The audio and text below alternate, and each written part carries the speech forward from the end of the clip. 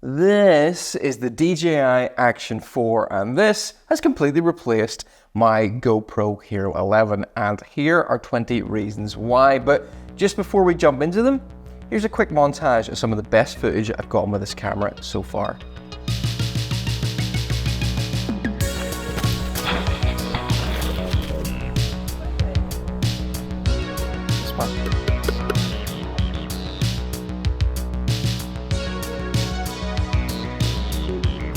We're free!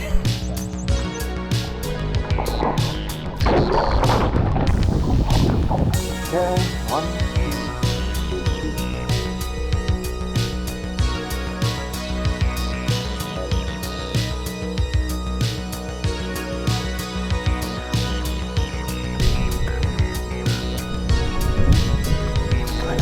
This is very narrow, but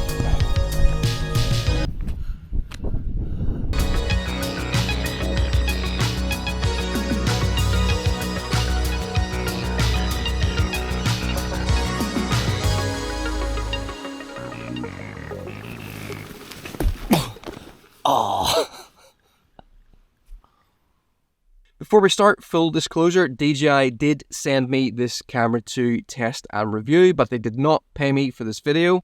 Everything I say is entirely my own thoughts. The only input DJI had was to answer some questions that I had, and also to check a few technical details. So let's jump in. Over on my main channel, I make outdoors adventure videos, and I've just published a video shot entirely with the Action 4. So if you want to see what this thing's capable of after you watch this video, head on over to that channel and give it a watch. I have tried to make this video as short and concise as possible, but if there are any specific comparisons you want me to make, leave me a comment and I'll try and make those and upload them as separate videos. But let's jump in to the 20 reasons why, as an outdoors filmmaker, I've now switched from GoPro to DJI. Point one is that the Action 4 has a new, larger sensor. It's bigger than anything GoPro have ever put in their cameras. A larger sensor means it can gather more light. It also means that the overall quality of the video tends to be improved. And on that sensor is point two, larger pixels. Again, larger pixels tend to gather more light, and larger pixels also tend to give you an overall better quality of footage, which is my point three. This shoots better quality video than the GoPro Hero 11 Black. Okay, so this one is kind of subjective because both these cameras produce a great quality video, but to my eye, the Action 4 is more natural, has more natural tone mapping. The GoPro tends to have a slightly over-processed HDR look about it, which is particularly noticeable in faces. Now, the next example with these clouds here and the ferns and the bracken, I actually think the GoPro in this shot looks slightly better until I flip around. And then on this shot, I think the Action 4 looks very, very natural, whereas the GoPro is producing this weird shadow and highlight rendering on my face. It almost flattens out the details. The colors and the details and the textures just all overall feel a lot more natural to me. It's just a nicer looking footage. You can also shoot 10-bit DLOG if you want to get into color grading and sort of maximizing the color from the camera. Number 4 then, and this is a big significant one, better low light performance. We've been crying out for better low light performance in action cameras forever, and while no action camera is ever going to look as good in low light as a larger mirrorless camera, the Action 4 jumps up significantly compared to GoPro. Number 5 then is that the Action 4 has got a wider angle lens, meaning that you can get bit more of your background, a bit more of your environment in than you can with the GoPro. Related to that is point 6. The wide angle actually looks more natural. GoPro in its widest settings have a bit of a warpy look, whereas this looks more like a corrected wide angle lens at its widest setting. This is subtle, but look at the left-hand side of the bridge and watch how it stretches and warps as the camera pans around. And then watch how the Action 4 handles it. There's not as much stretching and warping, and it just feels a lot more natural. This is something that might not jump out to you as being incredibly obvious, but subconsciously it will make the footage feel more natural. Yeah, I accidentally skipped this one, but it is that the Action 4 records better quality audio, especially outdoors, than the Hero 11. And to demonstrate this, I've gone to the worst possible case scenario. I'm standing on the edge of a cliff in windy conditions with the sea in the background making a lot of noise. So listen closely and you'll hear just how much better the Action 4 handles this. The wind is blowing directly into my face, turning around. The wind is coming from the side. Wind is blowing directly into my face, turning around. The wind is coming from the side. Wind is coming from behind me. Rotate around. Wind is coming from behind me. Rotate around. Wind is coming from directly in front of me, turning around to the side. Wind is coming from the side. Wind is coming from directly in front of me, turning around to the side. Wind is coming from the side. Number 7 then is the inclusion of, if you look here, hidden in the O of action is a light color temperature sensor, and that leads to point 8. Better color rendition in complex lighting situations. So say street lights at night, mixed indoor lighting, those kind of complicated environments, this looks a lot more natural. And also point 9, you'll sometimes notice with a GoPro under certain types of light you get flickering.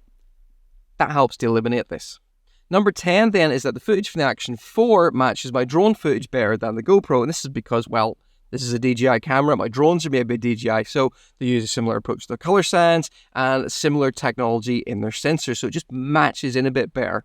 The battery life of the Action 4 is better than the Hero 11. Now, it does depend on what quality settings you use, but if you record at 1080p at 24 frames per second, you will get 160 minutes of recording time out of the Action 4. The Hero 11 will record similar quality footage for around 137 minutes. That's nearly an extra half an hour, like 25 minutes plus that you get with the Action 4. Now, I haven't sat down and done a controlled environment test, but I have noticed that when I've been out and about, I'm definitely using less batteries with the Action 4. Point 12 then is that the Action 4 supports fast charging. You can charge this camera to 80% in just 18 minutes, and you can put 3 batteries into the charging case that you get with the Adventure combo, and these 3 batteries can be charged to 80% in 56 minutes. I don't have the exact figures for GoPro, but it is at least twice as fast as it takes to charge GoPro batteries. And DJI have developed a special new battery for this camera. This battery is rated to run down to -20 and right up to plus 45 degrees Celsius. GoPro don't seem to list official specs for that. Best I could find was they mentioned they did a test at 25 degrees C, but GoPros are notorious for overheating and DJI should perform better. If I'm honest, personally, I've never actually had a problem with GoPros overheating because I'm in Ireland and it rarely gets over 20 degrees Celsius here if we're lucky. But if you live in a hotter country where you're typically going to exceed those kinds of temperatures, or you shoot indoors a lot, that might come in handy. Number 14 is a small one, and that's literally that the Action 4 is smaller than the GoPro. If you take a look, it's not insignificant. GoPros have been getting bigger and bigger and bigger over the last few years. The original GoPro was actually designed to be small enough that you could fit it between your teeth. You do not have a hope with a modern GoPro. With the Action 4, I can actually just about grip it between my teeth again. This matters for me because often I'm out running and I need to carry it in a very small front mesh pocket, and the increasing size of GoPro meant that it was starting to get snagged more and more often. I've been out running with the Action 4, and even though it's just a little bit smaller, it does make a difference with how easy it is to get it in and out of pockets and in and out of pouches. It also means you can fit it in smaller places as well. Number 15 is a superior mounting system. With the GoPro, it's got that traditional GoPro mount that we all know. Put the 2 little plastic fingers under the mount, you stick the bolt in, you wiggle around for edges, trying to find the other side, screw it in, and if I want to put this on something else, I gotta unscrew the bolt, take it out, take that off, go find my other handle, whatever it is, put this back in, drop the bolt, and screw that back on again. The Action 4, on the other hand, has this new magnetic mounting system, and I love this. It's so easy to use. Here's a mouth mount. Let's attach it to the mouth mount. That's it attached. I want to take it off the mouth mount, put it in a handle. I just squeeze the little quick release in here, take it off, and put it straight on the handle, and that's it. It literally takes a couple of seconds compared to with about 30 seconds with the GoPro. It's one of my favorite features with the Action 4. Love this mounting system. Number 16 then is that the Action 4 has a usable front touchscreen.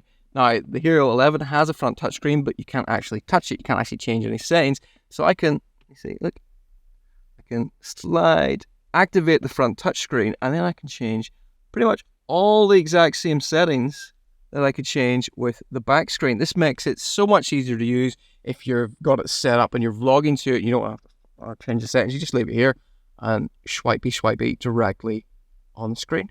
It's great. 17 then is another big one for me, and that is that the Action 4 has a physical button on the side for changing your custom presets. With the GoPro, if you want to change your preset, you have to tap on the screen, and then you have to scroll through your presets and select one. With the Action 4, you just push the button on the side, and then you can toggle through your presets. Why is this so useful? Well, here's an example. I make a lot of running videos, and I'm out and I'm running, and my hands are wet or it's cold. It's really difficult to try and operate a touchscreen when you're running, if not slightly dangerous. With this, I can just push that button and change between all my presets. That alone nearly makes switching to Action 4 worth it for me, just for my running videos. Number 18 is that it works with the DJI wireless mic system without having to use adapters. If I want to use that system with the Hero 11, I have to go and spend nearly £100 on a media mod that goes over the top of this, makes it really awkward to replace the batteries, and then I can connect it, and you have to run a cable on the outside. Not so with the Action 4. If I want to connect this wireless system to the Action 4, I just pop open that side door, pull it off, and plug the receiver directly in to the USB-C, and that's it. Look at that. And then you've got your wireless mic set up, and you can do your wireless mic things. Now, number 19 is a nifty function they have that you can do with the extension stick that comes with the Adventure combo. This is a 1.5 meter long pole, which lets you get the camera way out in front of you for third-person shots. Now, you will get the stick in those shots. It's not a 360 camera where it can make it disappear. Or is it? Because they've released an AI tool where you can take those shots with the pole, run it through the AI tool. The AI tool will automatically remove the stick. So you go from a shot that looks like this shot that looks like this. It's pretty cool. Now, I'm not going to use this for every shot where I use the stick, because that's obviously going to be a lot of work, but it's a really nice way of getting a shot that looks like it was shot on a 360 camera without having to carry a 360 camera with you. Finally, we come to number 20, and that is that the Action 4 is better value than the GoPro Hero 11. When this was released, it cost £499. That was the retail price. The retail price for the standard kit with the Action 4 is going to be £379. That's over £100 cheaper at launch than the Hero 11 cost. Hero 11 has come down in price. It's now $399, but this is still £20 cheaper. However, the big benefit comes if you want to get some accessories with your Action 4, because if you buy the Adventure combo, which comes with the camera, 3 batteries, a special charging case, 2 quick release mounts, a sticky base mount, and that 1.5 meter extension pole, you get that entire kit for £469. Now, GoPro don't really have an equivalent package, but I kind of made one up in the basket, and it comes to £510, so that's a saving of around £40. There you have it, the 20 reasons why I've switched from GoPro to the DJI Action 4. The last 4 videos over on my outdoors channel all use this camera, where previously I would have used a GoPro. Now, of course, all of this might change with the anticipated Hero 12. I don't really know what GoPro have in the pipeline, but considering that DJI have managed to leapfrog the GoPro in just 4 versions, I don't have particularly high hopes that the Hero 12 is going to be better than this, but we'll just have to wait and see. Thanks for watching. Hopefully you found this video useful. If you did, consider subscribing. If you've got any comments or questions, stick them in the comments and I'll try to answer them. But other than that, I'll catch you in the next video. Bye-bye.